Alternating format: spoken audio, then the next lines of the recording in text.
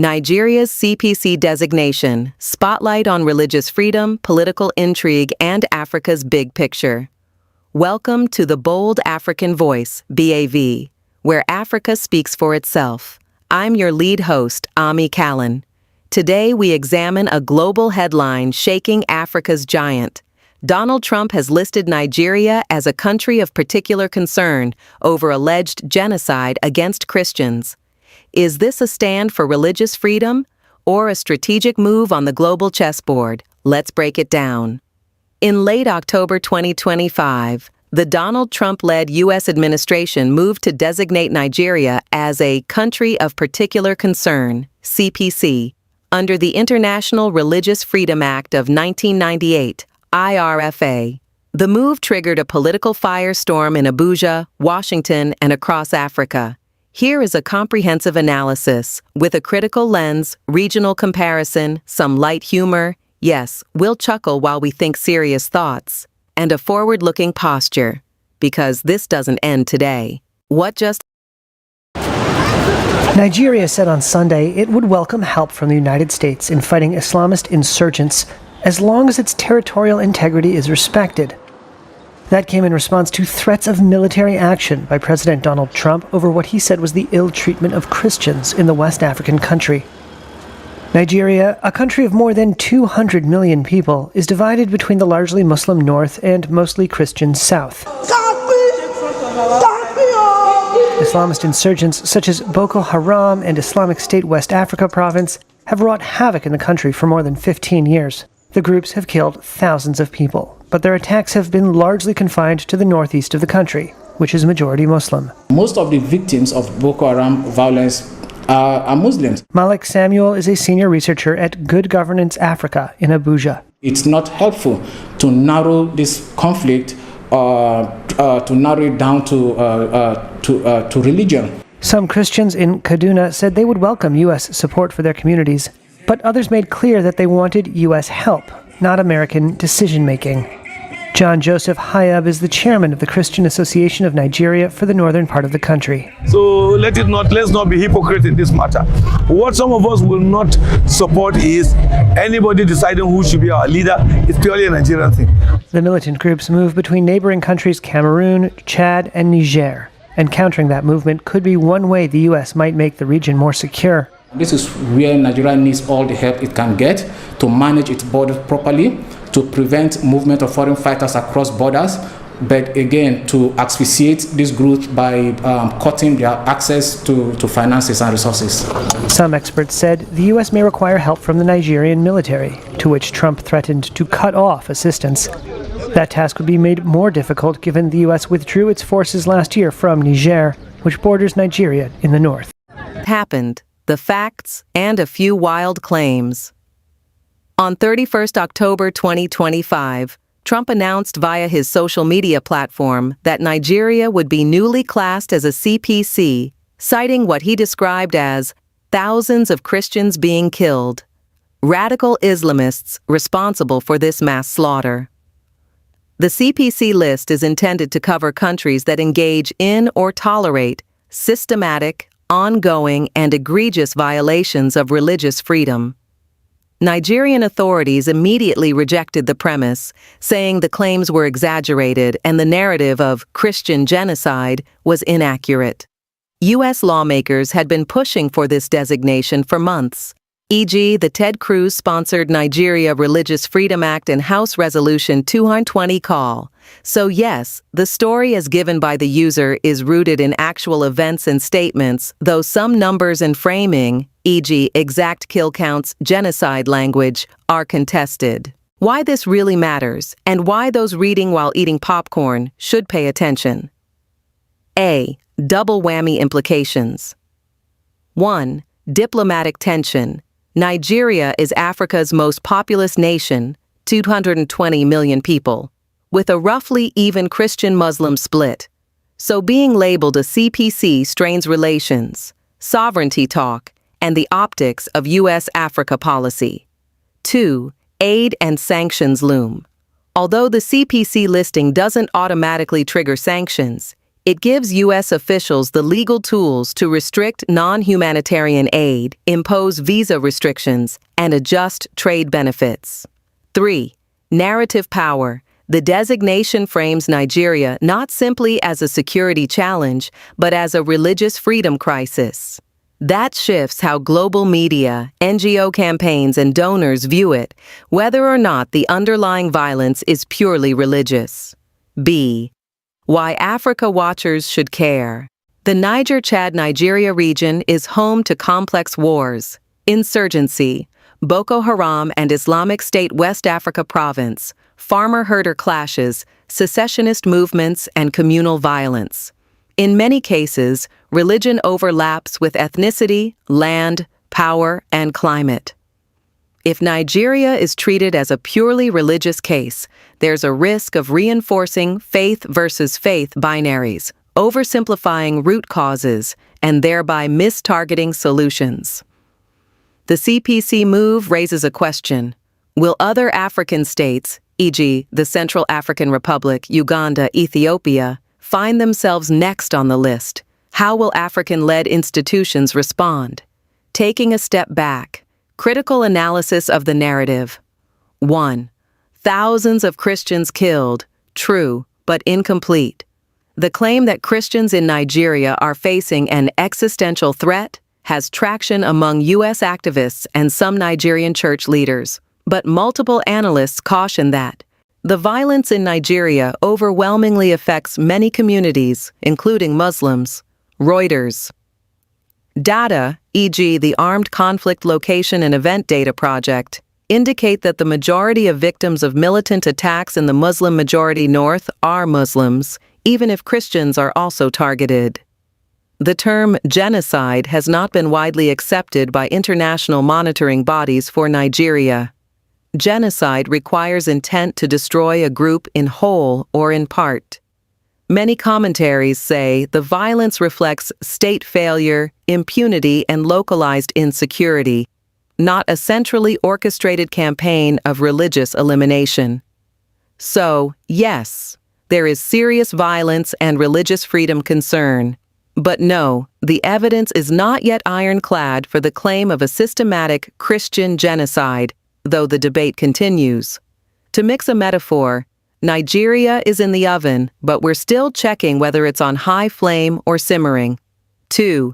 Government responsibility, negligence, complexity, or complicity. The Nigerian federal government and many states are criticized for slow or ineffective response to violent armed groups, Fulani herder militias, insurgents, and inability to protect vulnerable communities, Hudson Institute. Legal frameworks supporting religious freedom constitutionally, but contradictions in practice, blasphemy laws in some states, impunity for attacks on churches' farms exist. U.S. Department of State. Yet, the state also has limited capacity. Many conflicts are multi-factor, land, politics, climate, and lumping all into religious persecution can mask deeper governance issues. 3. The U.S. policy side, strategic, moral, or political theater. By designating Nigeria a CPC, the U.S. is signaling a moral commitment to religious freedom, though critics say the timing, mid-election cycle in the U.S., raises questions of motive. Wielding diplomatic leverage. The designation strengthens pressure tools over Nigeria's security, human rights, and foreign aid policy. Risks backlash. Nigeria, and many African states, are increasingly keen to assert sovereignty, resist external interference, and push back on narratives of victimhood that feel externally imposed. In short, the U.S. is kicking open a door, but it remains to be seen whether what walks through is constructive partnership, paternalism, or unintended conflict. Africa-wide comparison, Nigeria in context, country, religious freedom concerns, CPC, watch status, key takeaway, Nigeria, insurgent and local violence affecting Christians and Muslims, accusations of impunity and Christian genocide, designated CPC in Oki 2025, largest population in Africa. The decision will reverberate regionally. Burma, Myanmar, Rohingya Muslims subject to large-scale violence, centralized state action, CPC since earlier. Example of when religious, ethnic persecution is widely accepted. Pakistan, blasphemy laws, persecution of minorities, forced conversions, CPC listed, shows a less conflict zone, more legal, structural pattern of abuse. Ethiopia, complex mix, government crackdown, ethnic violence, religion as one axis of conflict. Not yet CPC but rising concern. Illustrates how modern African conflicts defy simple religion versus religion frames. Key message: Nigeria is neither the worst in Africa, arguably, nor the only one with serious concerns. But because of its size, religious mix, regional influence, and security environment, how it handles this moment may set a precedent.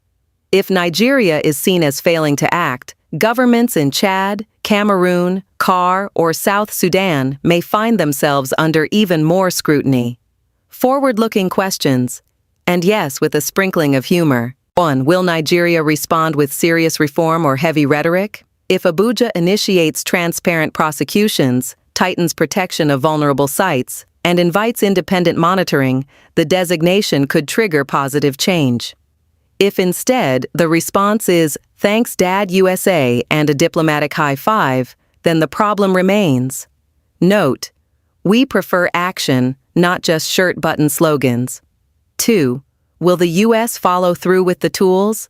Are we just going to see a headline-friendly CPC listing, or actual visa bans, targeted sanctions, tied aid conditions? The credibility of IRFA depends on follow-through. And yes, sometimes these policy moves are less about generosity than leverage. Nigeria matters geopolitically: terrorism, migration, energy. The CPC listing isn't just about church pews. 3. Could this backfire? If the narrative becomes, Nigeria is a Christian martyr state, it risks inflaming sectarian tensions. The Nigerian government already warns of this. If Nigerian citizens see the listing as external interference, it may bolster nationalist or anti-Western sentiment, giving insurgents a propaganda victory. 4. Regional ripple effects. Other African states will watch. Is being designated a CPC politically damaging? Or can you survive it? If Nigeria embarks on reforms, regional peer pressure may increase, causing African Union or regional bodies, ECOWAS AU, to adopt stricter monitoring, or not. The interplay between religion and security will remain critical. Africa's conflicts rarely respect neat categories. Some humorous observations, because heavy topics need a little breathing room. If you ever want proof that paperwork matters, the IRFA only requires the U.S. president to act. No fancy international court says, yes, you must. And yet the mere flagging of Nigeria has caused diplomatic palpitations. Imagine being the Nigeria Foreign Affairs Department right now. You're trying to protect national sovereignty, calm domestic religious groups, reassure investors, and check your email for urgent CPCI notifications. Talk about multitasking. Meanwhile, somewhere in northern Nigeria, a herder, a farmer, and a militant are probably thinking, why are foreigners talking about our conflict like it's chess when it feels like checkers? Real world doesn't always map to Western policy categories, what this moment signals, and what to watch for next. The CPC listing elevates religious freedom issues in Africa's security and governance agenda. That's a good thing. More light on corners means fewer dark corners. But if the focus remains only on Christians versus radical Islamists, there's risk of missing the interlocking layers: weak state, land conflict, climate stresses, corruption, impunity. Key metrics to watch in 2026 to 2027. Nigeria's prosecutions of perpetrators of communal and religiously tinged violence. Any new legislation or state-level reforms on blasphemy laws, protection of places of worship, interfaith bodies. The level of U.S. aid suspension or review, Will non-humanitarian aid actually be tied to benchmarks? Regional reactions. Will neighboring governments adopt tougher or more cooperative stances? Narrative shifts. Will local media, religious leaders, and civil society groups embrace the CPC designation as a bargaining chip for reform or reject it as foreign meddling? The corona of this development is shining bright. USA flags Nigeria as CPC, but the substance still needs to follow. Reform, genuine dialogue, structural change. Without that, the designation risks becoming just another headline rather than a turning point. And with Africa watching, yes, you in Ouagadougou, you in Kampala, you in Dakar, how Nigeria handles this will influence how the continent negotiates internal religious pluralism and external pressure. What is happening now in Nigeria? In recent days, the Nigerian government flatly rejected the threat of possible U.S. military action following the CPC designation. A spokesman for President Bola Ahmed Tinubu described the U.S. remarks as coercive tactics and stressed Nigeria's sovereignty in responding to its own security challenges. Meanwhile, the U.S., via posts from Donald Trump and commentary from the Pentagon, signaled readiness to cut all non-humanitarian aid immediately and to prepare for possible military operations if Nigeria does not act. Phrasing like guns a-blazing has been used. Local observers point out that the violence in Nigeria is highly complex. It is not exclusively Christians versus radical Islamists, but involves farmer-slash-herder disputes, clan clashes, banditry, insurgency, and weak governance. Why this stage is crucial, and what could go wrong. A. What Nigeria must do if it wants to shift from crisis to reform. 1. Transparent accountability. Nigeria must show credible investigations into attacks on communities, Christian, Muslim, and mixed, with prosecutions, so that it is not just verbal statements. 2.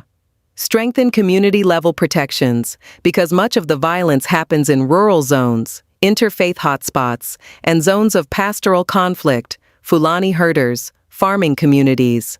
The state must extend its reach beyond urban centers. 3. Messaging and narrative coherence. The government must avoid framing this purely as foreign meddling or victimhood for Christians. It must emphasize that all faiths, all communities are under protection in order to maintain internal legitimacy. 4. Engage the international community wisely. Partnerships with the U.S., EU, AU, and regional bodies must avoid the trap of becoming unequal or patronizing. Nigeria should demand co-ownership of any reform program. B. What could go wrong? And with some wry commentary. If Nigeria treats the CPC designation as a badge of defiance, we'll show them, rather than a call to action, then the U.S. may impose sanctions, reducing foreign aid just when Nigeria needs it most. Not exactly the kind of irony one likes. If religious groups domestically frame this as Christian genocide without nuance, we risk inflaming interfaith mistrust. Christianity versus Islam becomes a headline, when the real fights are also about land, grazing rights, and underinvestment. If the U.S. actually does move towards military intervention, unlikely in full form but the rhetoric exists, this could cause blowback. Nigerians might view this as neo-colonialism, fomenting nationalist backlash that weakens reform efforts. Africa-wide implications. What's at stake for the continent? Precedent set. Nigeria is Africa's most populous country. How it responds could set a template for other African nations facing religious freedom and security challenges, e.g., Ethiopia, Central African Republic, Cameroon. If it reforms, we might see a wave of proactive responses. If it retaliates, we risk a trend of refusing external pressure. Shift in international aid logic. Donors and foreign governments may begin placing more religious freedom benchmarks onto aid to African states, which is good for rights, but bad if ill. Tuned to local realities, i.e., if religious freedom becomes the sole criterion and security governance is ignored. Narrative collision. There is a tension between security-first narratives, fight Boko Haram, bandits, herders, and rights-first narratives, protecting religious minorities. Africa has many contexts where the two overlap but are not identical. Policymakers must navigate both. Domestic political optics. African leaders will watch. When external pressure mounts, CPC, sanctions, aid cuts, how does a leader respond? With reform, with repression, or with nationalist posturing? The answer will influence domestic politics and interfaith dynamics across the continent. What to watch next, with a pragmatic eye. Here are key indicators we'll be monitoring in the coming 6 to 18 months. Changes in Nigeria's security budgets, especially funds allocated to protecting vulnerable communities, churches, mosques, rural villages, and tracking if those funds are effectively used.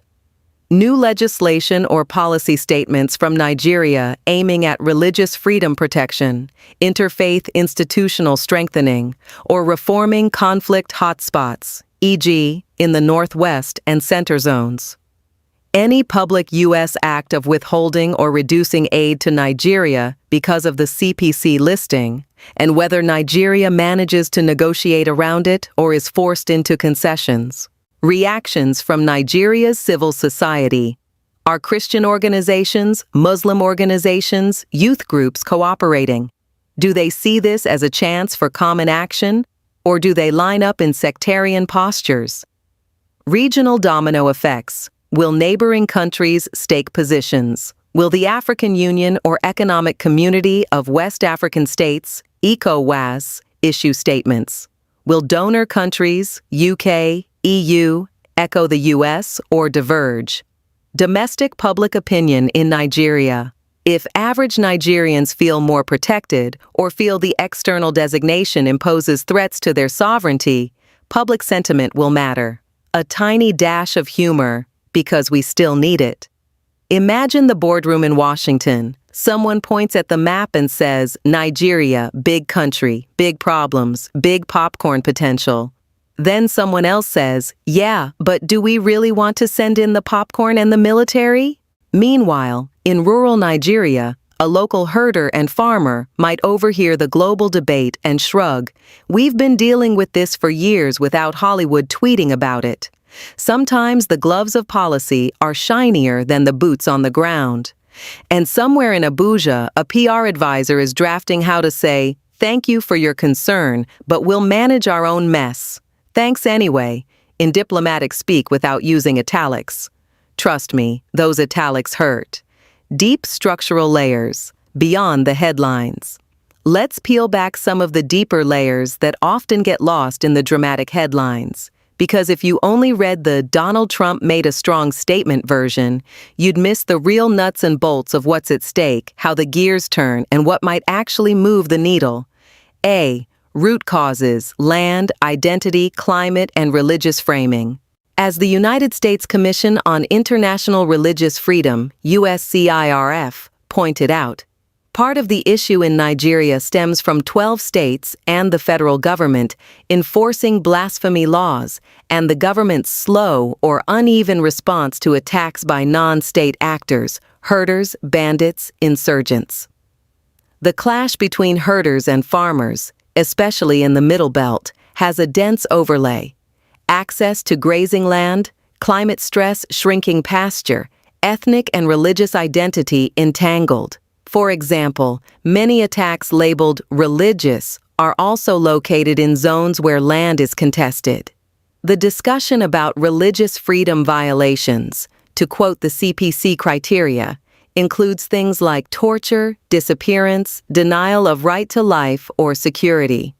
The legal definition of a CPC under the International Religious Freedom Act of 1998, IRFA, says so.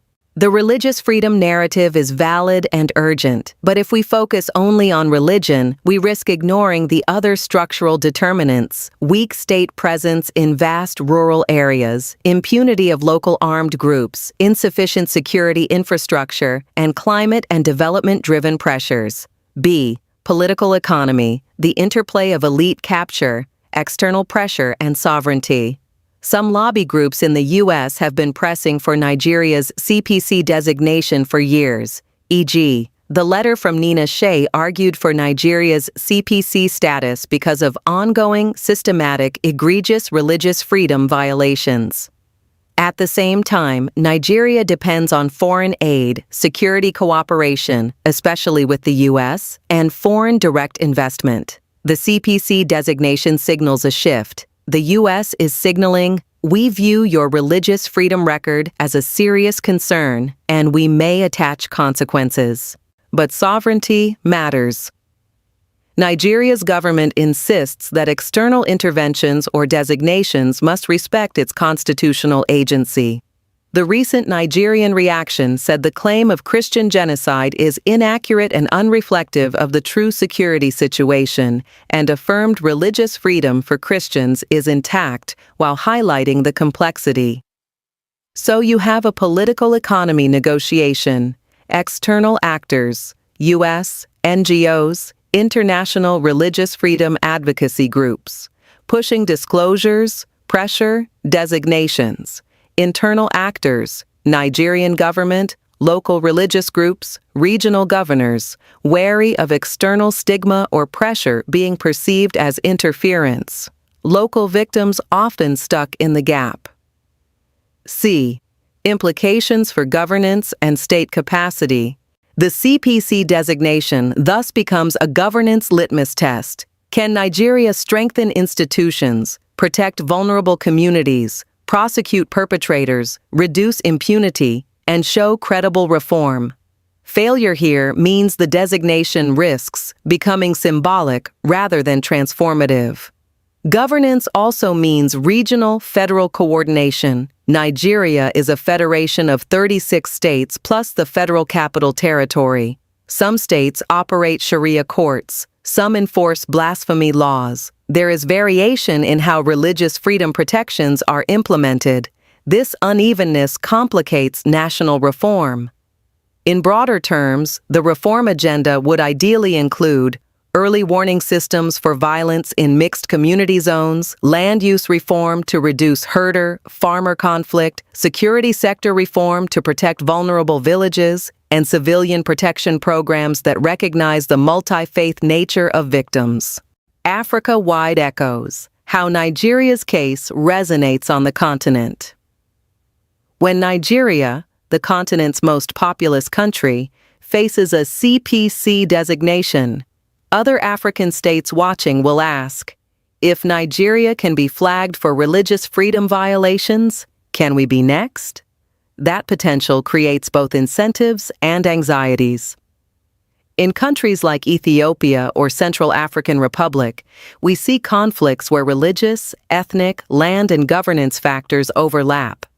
Nigeria's handling, or mishandling, can therefore serve as a precedent for institutions, donors, and African civil society to push for preventive reforms rather than reactive ones. For Africa's religious freedom community, the narrative must shift from persecuted Christians alone to communities under threat, regardless of faith. That helps avoid the trap of sectarian framing, which can provoke backlash. Donor policy will also evolve. More conditionality on religious freedom metrics may become the norm, but Africa's states will resist conditions that appear externally imposed or that undermine their sovereignty. What to watch? Next moves and red flags. Does Nigeria's federal government adopt new legislation or policy reforms specifically tackling religious freedom protections? For example, revising blasphemy laws, strengthening oversight of herder/farmer conflicts, protecting places of worship across faiths. Do we see targeted sanctions or visa restrictions by the U.S. or allied governments against Nigerian individuals or entities tied to religious freedom violations? The CPC listing opens that door. Are there measurable improvements in community protection outcomes? Reductions in attacks on churches or mosques? Prosecutions of perpetrators? Decreased displacement? Do Nigerian civil society and interfaith groups engage with the reform agenda rather than withdraw into sectarian postures? That will affect whether reform is sustainable or superficial. Will the CPC designation trigger regional spillover effects? For example, will neighboring states, Cameroon, Niger, Chad, adjust policies? Will the African Union, the implementation phase, talk now turns into action or not? Let's move into how the Nigeria CPC designation is transitioning from headline to potential policy and examine what mechanisms, actors, and timelines will determine whether this becomes a meaningful turning point or just another diplomatic flash in the pan. A. Mechanisms of follow-through. The designation triggers a requirement for the U.S. State Department and the U.S. government to consider responses under the International Religious Freedom Act of 1998, IRFA. That means diplomatic engagement, possible aid restrictions, trade controls, export license reviews, and, in extreme cases, sanctions. However, the law permits a waiver if doing so is judged to be in the national interest of the U.S., meaning that strategic, security, or commercial interests may blunt or delay full sanctioning. Vanguard News. Nigeria's response will determine the texture of the reform, whether the government develops new policy instruments, e.g., interfaith protection frameworks, stronger prosecution of perpetrators, land use reform, or remains at the level of denials and diplomatic pushback. B. Key actors and stakeholders. Within Nigeria, the federal government, President Bola Ahmed Tinubu and his cabinet, state governors, especially in Middle Belt and Northwest states, local religious leaders, Christian associations, Muslim councils, civil society organizations, and local communities experiencing violence. Internationally, the U.S. Congress, which has bills pending, for example by Ted Cruz, pushing for stricter action. AP News. Also, global religious freedom advocacy groups, the U.S. media, donors, West African regional bodies, and multilateral institutions will watch closely. Domestic public opinion. How Nigerians interpret the designation will matter, whether they see it as justified pressure for reform or foreign interference undermining sovereignty. The latter could fuel nationalist backlash. See short and midterm timelines to watch. In next 3 to 6 months, we should look for official Nigerian policy responses, statements, new coordination units, interfaith commission, U.S. actions on aid reviews, development, security cooperation, and early enforcement signals, e.g., visa bans, targeted sanctions. Over 6 to 18 months, watch for measurable change. Increased arrests, prosecutions, reduction in attacks on worship sites or vulnerable communities, improved data transparency, reductions in violent conflicts with religious dimensions. If nothing happens or reforms stall, then by 2026/27, the CPC label may evolve into more severe consequences, or Nigeria may face similar designations from other bilateral or multilateral actors, risks, externalities, and unintended consequences. This is where the fine print bites. Policies often have ripple effects that aren't intended. 1. Risk of sectarian escalation. Labeling Nigeria as a CPC primarily in the context of Christian persecution, as many U.S. statements have done, may deepen fault lines. When the government and analysts point out that Christians and Muslims are both victims of violence, the risk is that Christian communities feel vindicated while Muslim communities feel marginalized, which can further divide. AP News. 2. Sovereignty backlash and nationalist framing. If the Nigerian government, as led by President Tinubu, frames the CPC designation as an affront to sovereignty and national identity, this label distorts Nigeria's true identity, was his phrase. Then reform efforts may be resisted domestically or used by political actors to capitalize on anti-foreign sentiment. 3.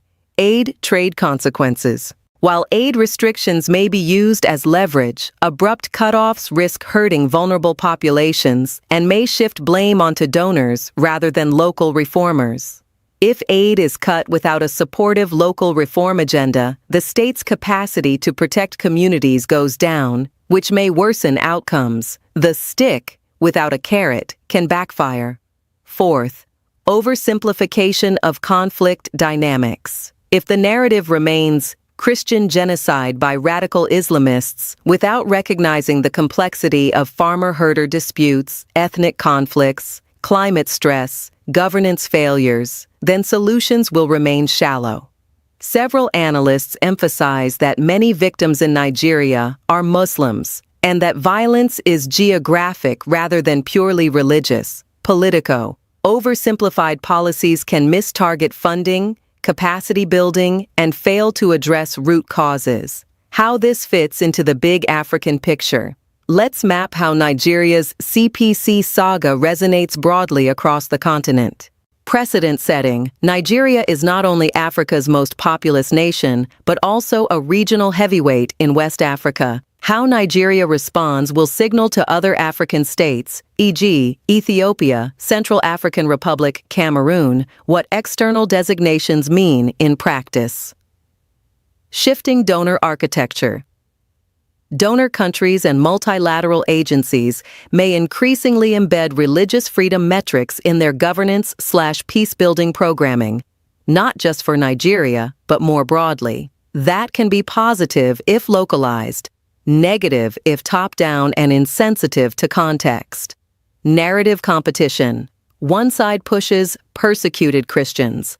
Another counters so many Muslims also killed, and the violence is not about faith alone.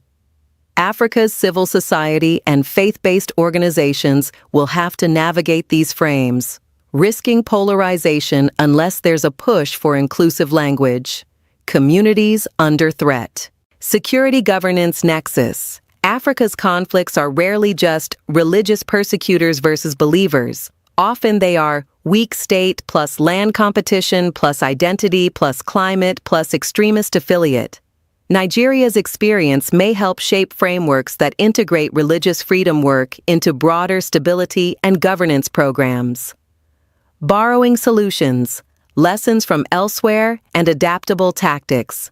Having explored the designation structure, drivers, and implications, it's time to look at how reform has succeeded in other African settings so that Nigeria might borrow what works without blindly copying and avoid the traps others fell into. Key tactics proven elsewhere. Community-centered early warning systems, such as in Uganda, where local interfaith committees monitor hotspots and communicate rapidly with security forces. These reduce reaction times and help embed trust in institutions. Land use and pastoral reform, as seen in Kenya's pilot programs of livestock corridors and grazing permits, not solely framed as religious issues, but as governance and resource distribution issues. Integrated data transparency, for example in Ethiopia, where regional administrations publish incident statistics by faith, ethnicity, and location, helping donors and civil society understand patterns rather than rely on speculation. Legal harmonization of religious freedom protections, in the sense that states review blasphemy laws or their enforcement, ensure non-discrimination, and support retraining of police and prosecutors on religious freedom rights. Adaptation to Nigeria's context. For Nigeria, the above tactics must be tailored to its federation structure, large population, and dual religious majority. What might that look like?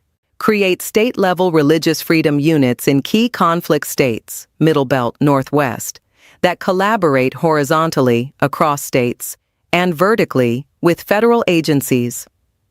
Deploy resource conflict interventions, pastoral permit systems, grazing transit zones, integrated with religious freedom safeguarding, i.e., design solutions that treat farmer-herder land friction and religious group vulnerability in tandem.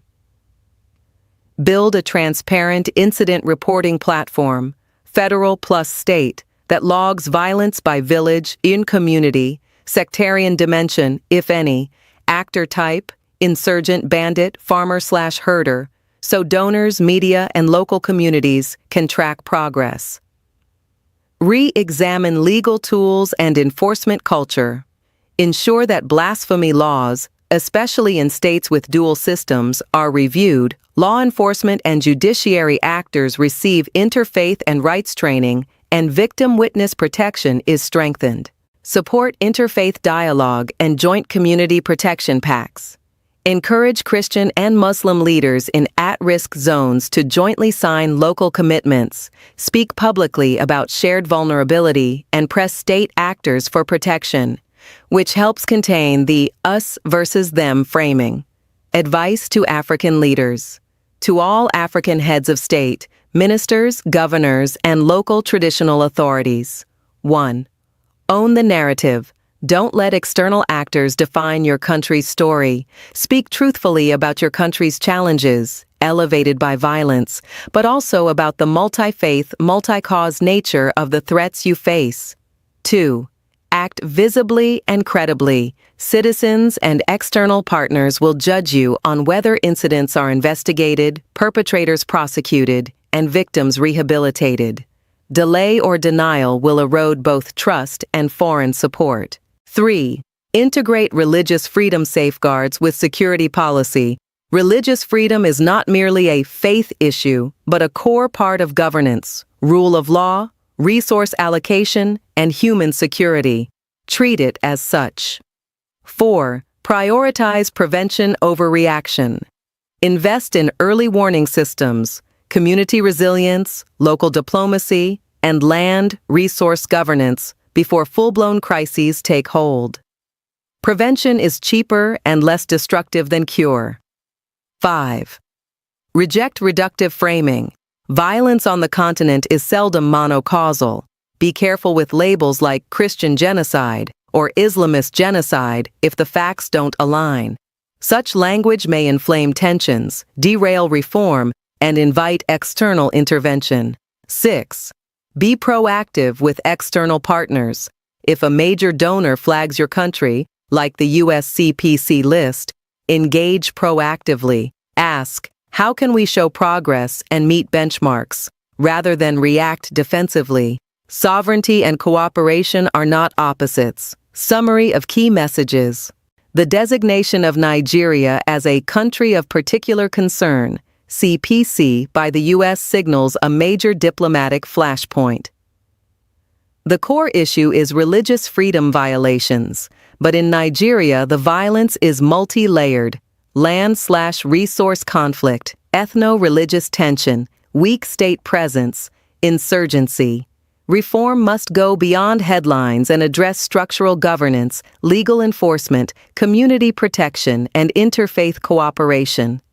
Other African countries offer models of early warning, resource management, and data transparency that Nigeria and others should adapt. African leaders must balance sovereignty with global norms, craft inclusive narratives, act decisively, and embed religious freedom into the security governance agenda. Thank you for watching The Bold African Voice, BAV. Africa's voice for truth, analysis, and accountability. What's your take? Is this about justice or geopolitics? Drop your thoughts in the comments, like, share, and don't forget to subscribe for more fearless African analysis. Until next time, stay bold, stay informed, and stay African.